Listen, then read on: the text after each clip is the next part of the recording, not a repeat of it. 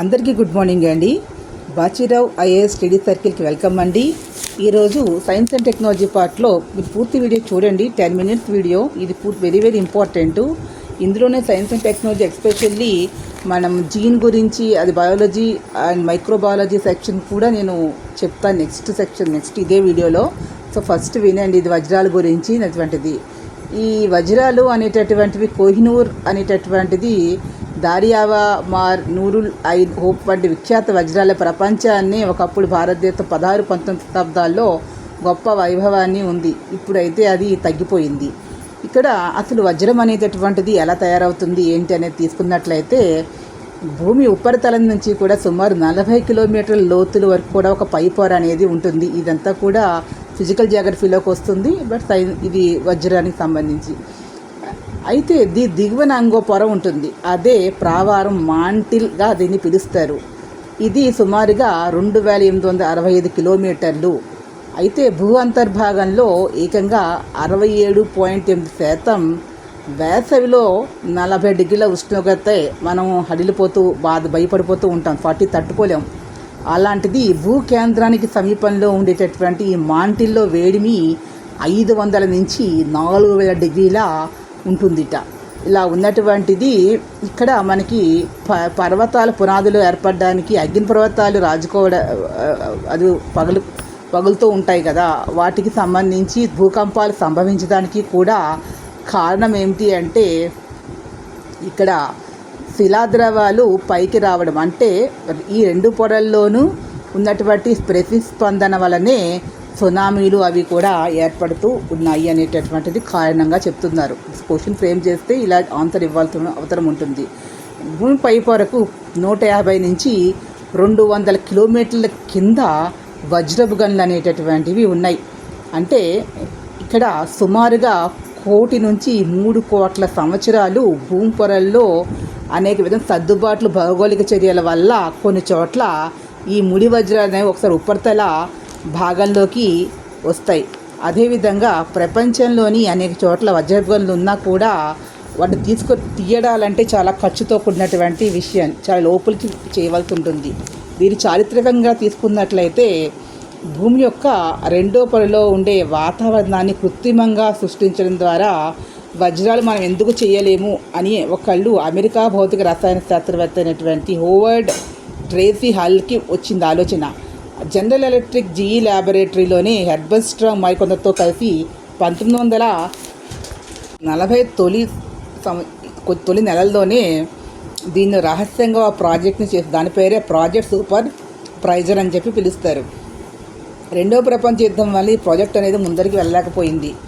అయితే భూగర్భంలో కార్బన్ను వజ్రంగా మార్చే పరిస్థితులలో ల్యాబ్లోనే సృష్టించవచ్చు కదా అని high pressure, high temperature HPHT విధానం ద్వారా దాదాపుగా 1500 డిగ్రీల ఉష్ణోగ్రత వద్ద చిన్నగా ఉన్నటువంటి వజ్రపు సీడ్స్ని కార్బన్ గ్రాఫైట్పై కృత్రిమంగా తీవ్ర స్థాయి వాతావరణ ఒత్తిడిని కలిగించడం వల్లనే సింథటిక్ ప్రక్రియ ద్వారా వజ్రాలు తయారు చేశామని 1954లో ప్రకటించారు. దీన్నే సింథటిక్ డైమండ్స్ అని అంటారు. కానీ యాక్చువల్గా 1953లోని స్వీడన్కి చెందినటువంటి ఏషియా డైమండ్ క్రిస్టల్ తయారు చేసినా కూడా ప్రపంచానికి తెలిసింది 1954లే. కాబట్టి క్రెడిట్ అంతా కూడా జీఈ ల్యాబొరేటరీస్లో చేశారు అనేటటువంటిది. కెమికల్ డిపోజిషన్ CVD విధానంలో వజ్రాల తయారీని కూడా కనుగొన్నారు. అంటే ఇక్కడ ఒక కార్బన్ గ్యాస్ నింపిన చాంబర్లో చిన్నపాటి డైమండ్ సీడ్స్ను 800 డిగ్రీల దగ్గర వేడి చేయడం ద్వారా దీన్ని సాధించవచ్చు అని నిరూపించారు. అయితే ప్రపంచంలో ఉన్నటువంటి డైమండ్స్ మార్కెట్లో 2018లో కేవలం 3.5% ఉన్న ఈ ల్యాబ్లో తయారైనటువంటి ఆర్టిఫిషియల్ వజ్రాలు వాటా 2023 నాటికి 18.5% పెరిగింది. అంటే $2,589 కోట్ల ఉన్నటువంటి LGD మార్కెట్ 2032 నాటికి $7,200 కోట్ల చేరుతుందనేది అంచనా. ప్రస్తుతం భారతదేశంలో 30 నుంచి 35 కోట్ల ఉన్న ఈ పరిశ్రమ ప్రతి సంవత్సరం కూడా 15% వృద్ధి 10 years నుంచి ఇలాగే తిరుగు లేకుండా ముందరికి వెళ్తోంది. అయితే ల్యాబ్ తయారీ వజ్రాలు 90% పైగా ఒక సూరత్లోని తయారవుతున్నాయి. డైమండ్ కటింగ్ పాలిషింగ్ ప్రపంచ కేంద్రంగా డైమండ్ సిటీ ఆఫ్ ఇండియా అనిగా పేర్కొనేది ఏంటి అని అడిగితే సూరత్ అని చెప్పాలి. అయితే ఇక్కడ డిమాండ్ అనేది ఎక్కువగా ఉండడం వల్ల భారతదేశం అనేటటువంటిది రష్యా, సింగపూర్, ఐరోపా వంటి అంతర్జాతీయ మార్కెట్లు విస్తరించడం కోసం ఈ రంగం అయితే తోడ్పడుతుంది భారతదేశానికి ఎగుమతుల విషయంలో.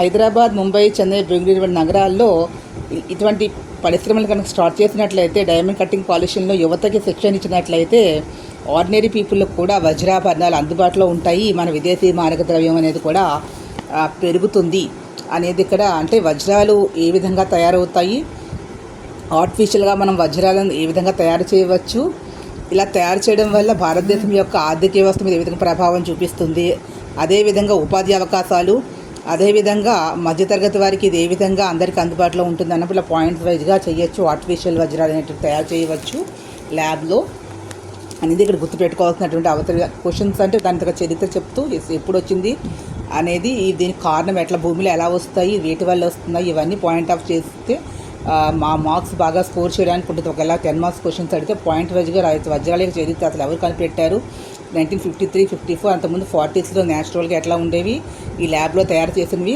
తర్వాత ఆర్థిక వ్యవస్థ మీద ఇవి ఎగుమతులు చేస్తే ఆర్టిఫిషియల్ వజ్రాల వల్ల ఎంత లాభం వస్తుంది, ఎంత డిమాండ్ ఉంది, ఉపాధి అవకాశాలు, విదేశీ మారక ద్రవ్యం అనేది కూడా గుర్తుపెట్టుకొని తయారు చేయడానికి ఎంత ఖర్చు అవుతుంది అనేటటువంటిది కూడా మనం ఇక్కడ పాయింట్ ఆఫ్ చేసి పాయింట్స్ వైజ్గా రాస్తే అంతిమంగా ఈ పరిశ్రమ వల్ల యువతకు ఉపాధి అవకాశాలు, విదేశీ మారక ద్రవ్యం, దేశ యొక్క ఆర్థిక వృద్ధి, జీడిపిలో భారతదేశ శాతం కూడా పెరుగుతుంది అనేది మనకి ఇక్కడ పాయింట్ ఆఫ్ చేసి చెప్పవలసినటువంటి అవసరం అయితే ఉంది. ఇక్కడ జన్యు పరివర్తన జీవులు అనే దాని మీద very very important gene technology ఏది, ఈ జీన్ టెక్నాలజీ మీద కూడా క్వశ్చన్స్ ఫ్రేమ్ చేయడానికి అవకాశం ఉంది సివిల్ సర్వీసెస్ అండ్ బోత్ స్టేట్లో కూడా. అదేవిధంగా ఇది వన్ ఆఫ్ ద ఆప్షనల్ సబ్జెక్ట్గా ఉంటుంది.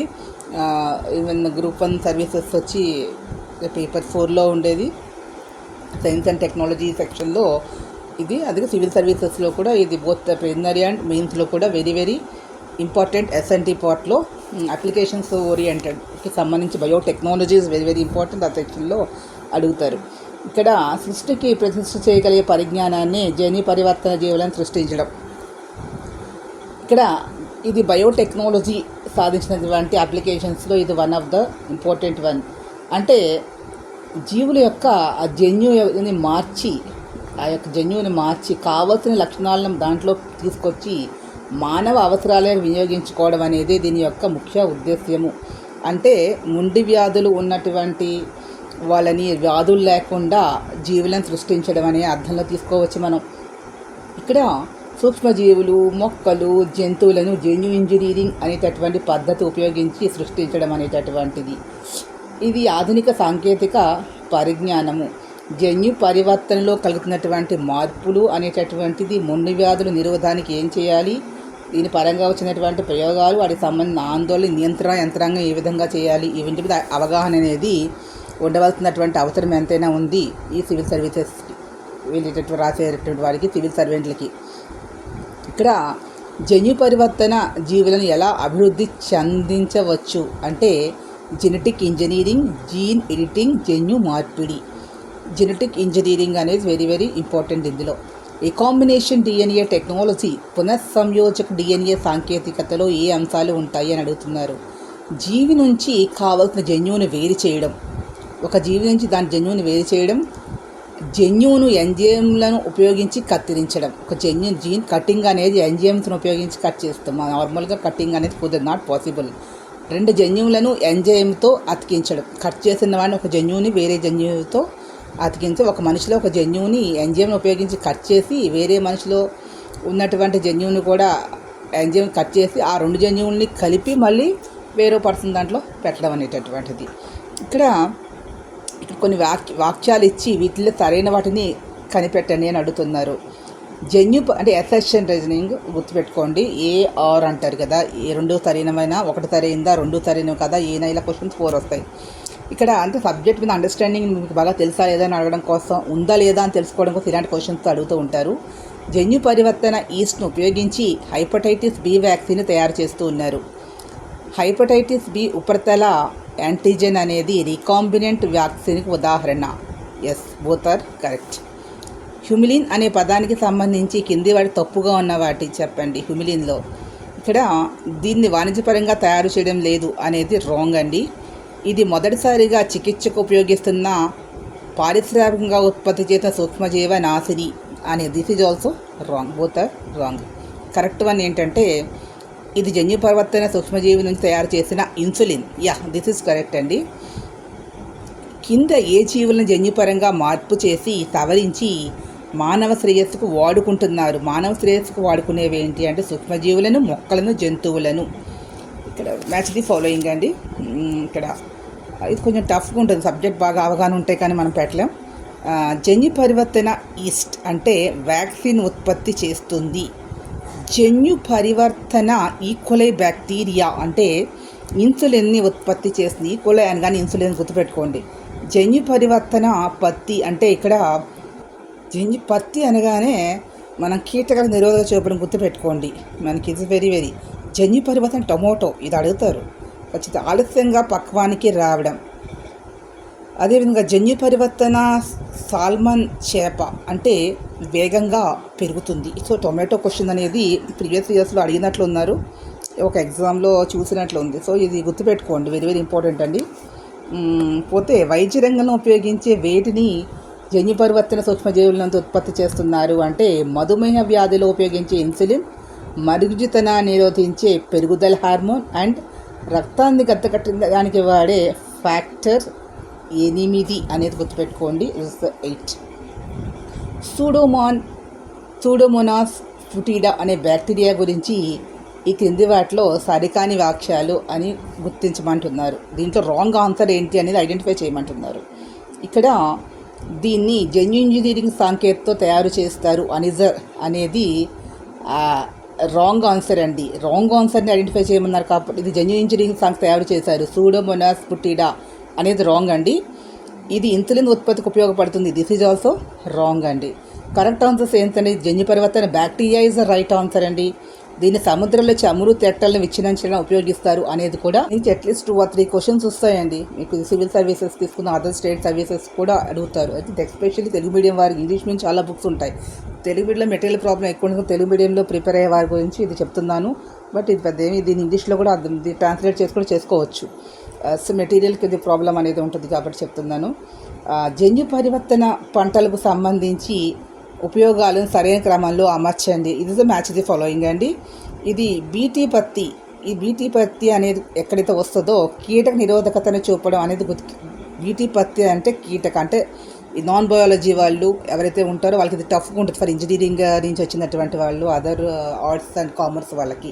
బట్ బయాలజీ వాళ్ళకి ఇది ఈజీ, బట్ వేరే వాళ్ళకి ఇబ్బందిగా ఉంటుంది. బయోటెక్నాలజీ వాళ్ళకి కూడా ఈజీగా ఉంటుంది. సో కాబట్టి నేను కొంచెం ఇలా గుర్తుపెట్టుకోమని చెప్తున్నా.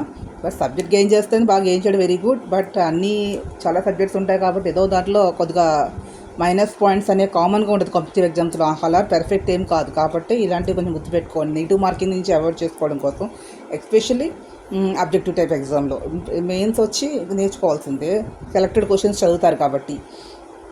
ఇక్కడ వచ్చి బీటీ పత్తి అనేటప్పుడు కీటక నిరోధకతను చూపడం అనేటటువంటిది. గోల్డెన్ రైస్ అంటే ఇక్కడ గుర్తుపెట్టుకోండి బీటా కెరోటిన్ ఉండటం అనేది.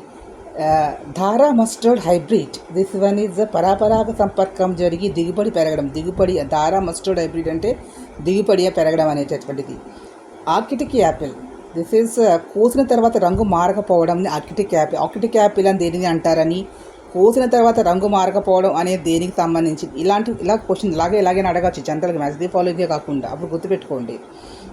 ఇలాంటివి ఒక 2-3 సార్లు చదివితే గుర్తు ఉంటుంది మీకు. అదేవిధంగా ఫ్లవర్ సావర్, ఇదేంటంటే ఆలస్యంగా పక్వానికి రావడం. ఇది కూడా ఆలస్యంగా పక్వానికి రావడాన్ని ఏమంటారు అంటే ఫ్లవర్ సావర్ అంటే ఏంటి అంటే ఆలస్యంగా పక్వానికి రావడం. ఇలా కూడా అడగచ్చు. ఈ కింది అట్లో బీటీ పత్తికి సంబంధించి సరైన వాక్యాన్ని బీటీ పత్తికి సంబంధించి రైట్ వన్ ఏంటంటే ఇది కీటకాల నిరోధకతను చూపడం వల్ల దిగుబడి పెరుగుతుంది అనేది. భారతదేశంలో సాగు చేస్తున్న ఒకే ఒక వాణిజ్య పరివర్తన పంట ఇస్ రైట్ అండి. బాసిల్లస్ దురియంజెస్ అనే బ్యాక్టీరియా నుంచి దీనిలోనికి జన్యువుని మార్పిడి చేశారు. ఇది చాలాసార్లు క్వశ్చన్స్ అడిగారు, ఇది గుర్తుపెట్టుకోండి. ఇది వెరీ ఇంపార్టెంట్. ఈ వీడియో మీకు నచ్చినట్లయితే ప్లీజ్ సబ్స్క్రైబ్ మై ఛానల్. మరిన్ని కొత్త వీడియోతో మీ ముందుకు వస్తాను. కామెంట్ బాక్స్లో కామెంట్స్ తెలియజేయండి. వీడియో మొత్తం వినండి. మళ్ళీ కొత్త విషయాలతో మీ ముందుకు వస్తాను. ఇటు or please subscribe my channel.